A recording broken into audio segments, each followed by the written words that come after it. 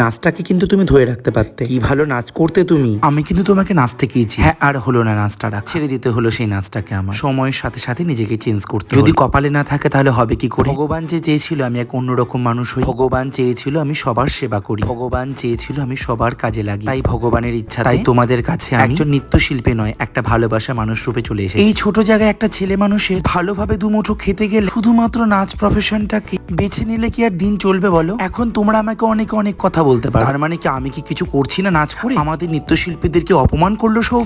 আসলে তোমরা হয়তো বা ভুল ভাববে। আমিও চেয়েছিলাম নাচের সঙ্গে সঙ্গে আর একটা প্রফেশনকে নিজের জীবনে অ্যাটাচ। ওই যে কথাই আছে, দুই নৌকোতে পা দিয়ে চলতে হয় না। একটা নৌকো যে কবেই ছড়ে চলে গেল বুঝতেই পেলাম না। সকাল 11টা থেকে রাত 9টা। আমি কিন্তু এখনো নেচে বেড়াই, এর মাথায় না হয় ওর মাথায়। আমি কিন্তু মনে প্রাণে একজন শিল্পী, হ্যাঁ, একজন নৃত্যশিল্পী। নাচের থেকেই তো সেই মেকআপ শেখা, মেকআপের থেকেই সেই প্রফেশন মানে মেকআপ আর্টিস্ট, সেই মেকআপ থেকেই আবার একটা বিউটিশিয়ান, আবার সেই বিউটিশিয়ান থেকে কসমেটোলজি। এইভাবেই তো ধীরে ধীরে তোমাদের ভালোবাসা পেয়েছি। এখনো প্রতিষ্ঠিত হয়ে দাঁড়াতে পারি, সবেমাত্র হামাগুড়ি দিয়ে দাঁড়াতে শিখেছি। এখনো অনেক পথ চলা বাকি আমার। এই পথ চলা লাঠি তো হচ্ছে তোমরা, যারা আমাকে সঠিক স্থানে দেখিয়ে নিয়ে যাবে। তাই তোমরা আমার এত প্রিয়। নাচের জগৎ যখন ছেড়েছিলাম বহু কষ্ট হয়েছিল আমার মনে, কিন্তু রোজগার একটা এমন বিষয় মন না চাইলেও করতে হয়। কিন্তু পার্লার ডিপার্টমেন্টটা আমার ভালো লাগে। নাচের সঙ্গে সঙ্গে এটাকেও কবে ভালোবেসে ফেলেছি। এই ছোট্ট একরত্তি জীবনে বুঝতেই পারি তোমাদের পাশে চাই আমি সর্বদা।